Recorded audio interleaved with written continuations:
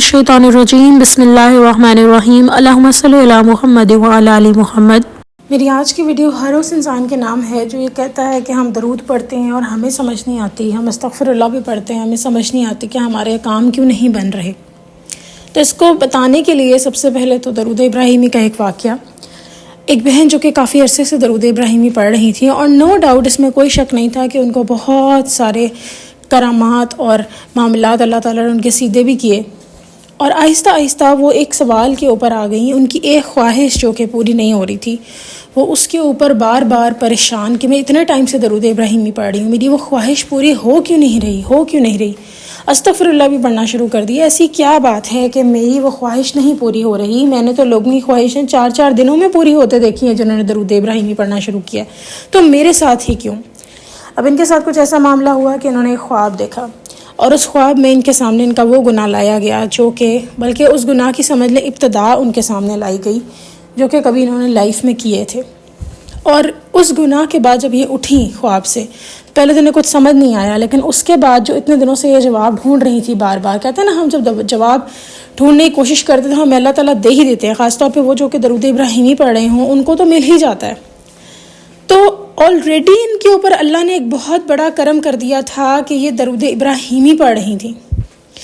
उस ख्वाब से जब ये बेदार हुई तो इन्होंने अपने ख्वाब को थोड़ा सा देखा और रियलाइज़ किया कि अच्छा ये कैसा फजूल सा ख्वाब है जो कि मुझे मेरे गुनाह के बारे में याद आया। और तो इनके हिसाब से ये अपनी काफ़ी बार माफ़ी मांग चुकी थी, लेकिन ये हम नहीं जानते कि हमने किस तरह का गुनाह किया होता है, हम उसको हल्का ले जाते हैं। बट कहने की बात ये थी कि जैसे ही इनको वो ख्वाब आया दिमाग में, उसके बाद इनको एक और ख़्याल आया, अपने उसी गुनाह से रिलेटेड बात आई और इनको ख़्याल आया कि उस जब गुनाह मैंने किया तो उसकी मुझे फ़ौरन सज़ा मिल गई थी। इसका मतलब ये कि जो मैंने इतने गुनाह किए जिनकी सज़ा मुझे नहीं मिली और आज मैं सुकून से ज़िंदगी गुजार रही हूँ, और सिर्फ़ एक मेरी ख्वाहिश ना पूरे होने की वजह से मैं बैठी हुई हूँ परेशान। हालांकि मैंने आप लोगों से लास्ट वीडियो में शेयर किया था कि अगर आपने एक दुआ तहज्जुद में मांग ली है ना, तो उसका फिर यकीन रखें कि वो आपको मिल जानी है, फिर उस पर मायूस नहीं होना। तो माशाल्लाह से तहज्जुद में भी वो दुआ मांग चुकी थी। तो फिर उन्होंने कहा कि मैं ये बात समझ गई कि असल में जो मैं दरूद पाक पढ़ रही हूँ, इस्तग़फ़ार पढ़ रही हूँ, ये जो आज मैं बची हुई हूँ। कभी हम कहते हैं ना कि अच्छा खुदा न ख्वास्ता कोई एकदम से एक्सीडेंट होते होते बच जाता है हमारा, और हम कहते हैं शुक्र अल्लाह का, अल्लाह ने मुझे बचा लिया। फिर उस टाइम आपको कोई नेमत नज़र नहीं आ रही होती, फिर आपको वो सबसे बड़ी नेमत नज़र आ रही है क्योंकि आपके सामने अल्लाह ताला आपको दिखा देते हैं कि देखो तुम्हें यहाँ से बचाया गया।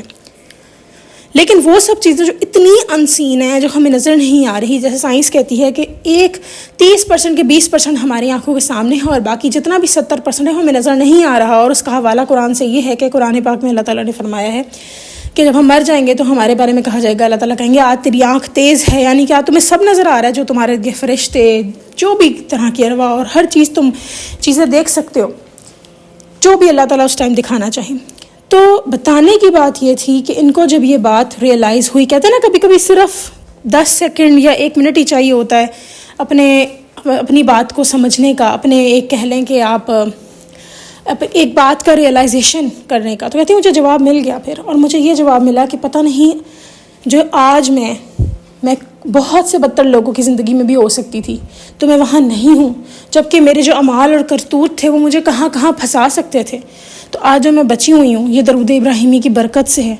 और अब माशाल्लाह से अल्लाह ताला ने भी ऐसा करम है किया कि इनको अपनी गलती का एहसास हो गया। आप सब ने सुना होगा जिन्होंने पहले वीडियोस वगैरह देखी हैं, अगर नहीं तो मैं बता देती हूँ कि जो शख्स दरूद इब्राहिमी पढ़ता है उसे अपनी गलतियों का एहसास होना शुरू हो जाता है। और कहते हैं ना कि जिस शख्स को अपनी गलती का एहसास शुरू हो जाता है उसकी इस्लाह शुरू हो जाती है यहाँ ज़रूर। और उस इंसान को फिर अपने आप को ये भी नहीं सोचता कि अच्छा मुझे गलती का एहसास हो रहा है, चलो जी मैं तो सबसे टॉप पे चला गया हूँ, तो वो तो उसकी फिर एक गलती कर ली ना उसने।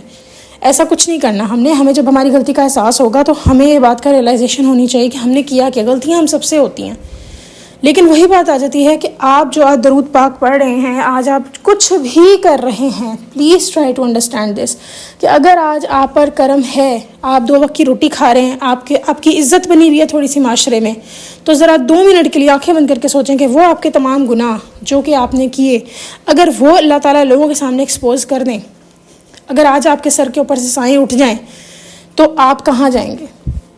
जब ये बातें दिमाग में आती हैं, आज आप फ़लस्तीन के मुसलमानों की जगह भी हो सकते थे, जहाँ एक बच्चा ज़िंदा है तो बाकी सब मर गए, जहाँ एक माँ ज़िंदा है तो सब मर गए, जहाँ हर तरफ नफ्सा नफसी का आलम चल रहा है आज। آپ ان لوگوں کی جگہ بھی ہو سکتے ہیں. فلسطین کیوں جا رہے ہیں, پاکستان میں واپس آئیں, جو کہ اتنی ہماری بچیاں ہیں, بچے ہیں جن کی شادیاں ہوئی ہیں اور وہ بدترین زندگیاں گزار رہے ہیں. آپ ان جگہوں پہ بھی ہو سکتے تھے. اگر کسی کو ساس سے مسئلہ ہے, سسر سے مسئلہ ہے, تو سوچیں وہ بچیاں جن کی خدا نخواستہ آنکھیں نکالیں گی کینچیوں سے اور پتہ نہیں کیا کیا لوگ کر جاتے ہیں. ابھی تو یہ کچھ % واقعات ہیں جو ہمارے سامنے خبروں میں آ جاتے ہیں, وہ سب چیزیں ہماری خبروں میں نہیں آتی. وہ اب یہاں میں ہرگز یہ نہیں کہہ رہی کہ اچھا بھئی جتنا ظلم ہم پہ ہو رہا ہے ہم اس کو سہتے چلے جائیں, نہیں, یہ بات میں بالکل نہیں کہہ رہی. آپ درود پاک پڑھیں, اللہ تعالیٰ آپ کو ضرور اس سے نکالیں گے. آپ استغفر اللہ پڑھیں. یہاں میں یہ کوئی سرٹیفکیٹ لے کے ہاتھ میں نہیں پھیری کہ ہاں جی چلو ٹھیک ہے, آپ جتنے بدتر حالات تم پہ ہیں اس کو ایکسیپٹ کرو, نہیں.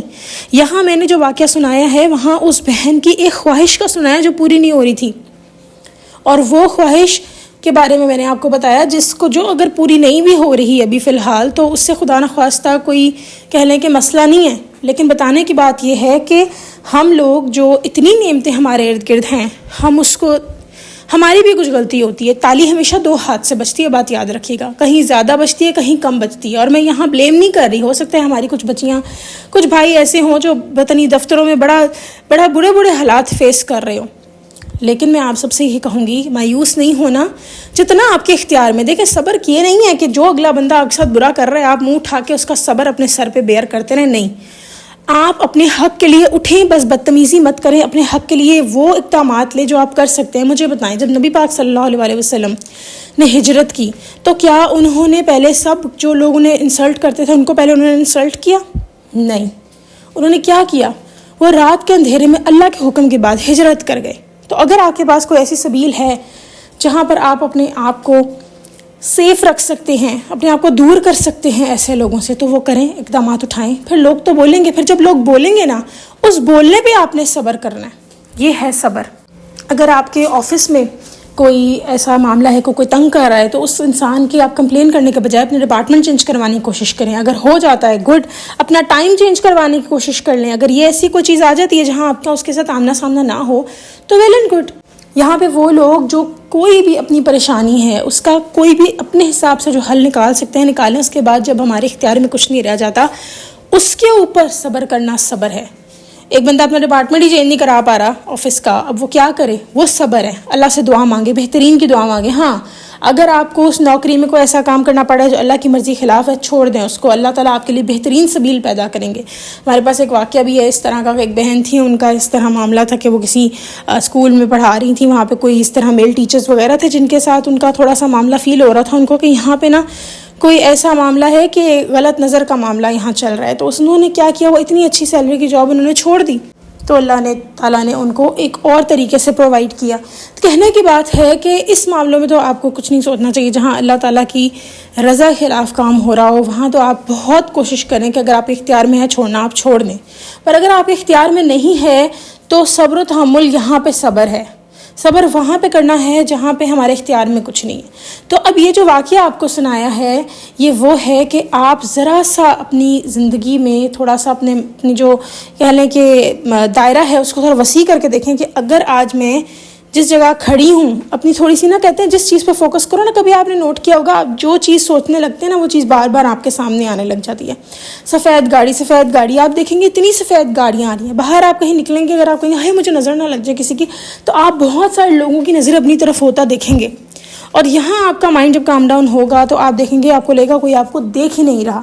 بتانے اور کہنے کی بات صرف اتنی ہے کہ ہم نے جتنا ہم پازیٹیو چیزوں کی طرف دیکھیں گے اتنا ہم پازیٹیو ہوتے چلے جائیں گے, جتنا ہم نیگیٹو چیزوں کی طرف دیکھیں گے اتنی نیگیٹو چیزیں نکلتی آئیں گی. ایک اور اس بات کی یوں اگزامپل دے دیتی ہوں, جتنے آپ سوچیں گے کہ میرے پاس ہیں کہہ لیں کہ وسائل ہیں, اتنے نکلتے چلے جائیں گے. جتنا آپ کہیں گے اس کا حل کیا سوچوں اتنے حل نکلتے چلے جائیں گے. جتنا آپ سوچیں گے کہ جی اس کے تو بہت ہی نقصانات ہیں اتنے نقصانات نکلتے چلے جائیں گے. تو بس اسی طرح ہے. میری دعا ہے اللہ رب العزت ہمیں مرتے دم تک درود ابراہیمی سے جوڑے رکھیں. اور یہاں میں یہ بالکل نہیں کہہ رہی کہ آپ لوگوں کی خواہشیں پوری نہیں ہوں گی, ضرور ہوں گی, لیکن آپ لوگ اس بات پر تحمل رکھیں کہ اگر آپ درود پاک پڑھ رہے ہیں تو آپ کا فیوچر خراب نہیں ہوگا. استغفر اللہ پڑھ رہے ہیں آپ کے لیے اللہ آسانیاں کریں گے انشاءاللہ تعالی. قرآن میں کہا اللہ نے جو استغفر اللہ پڑھتا ہے میں اس کے لیے دروازے کھولتا ہوں, رزق کے دروازے, ہم تمہارا مال بڑھائیں گے, بیٹے بڑھائیں گے, بہت کچھ ہے. تو پلیز میری آپ سب سے یہی گزارش ہے کہ درود پاک پڑھنا نہ چھوڑیں، استغفر اللہ پڑھنا نہ چھوڑیں۔ میری دعا ہے اللہ رب العزت ہمیں مرتے دم تک درود ابراہیمی سے جوڑ رکھیں اور صحیح تلفظ کے ساتھ ہمیں ادا کرنے کی توفیق عطا فرمائیں، آمین ثم آمین۔ نہ صرف یہ بلکہ اللہ تعالیٰ ہمیں ہمارے گناہوں کو معاف فرما دیں، ہماری برائیوں کو ہم سے دور کر دیں اور ہمیں نیک لوگوں کے ساتھ اس دنیا سے اٹھائیں، آمین یا رب العالمین۔ چلیں جی انشاءاللہ نیکسٹ ویڈیو میں پھر حاضر ہوں گی، تب تک کے لیے اللہ حافظ۔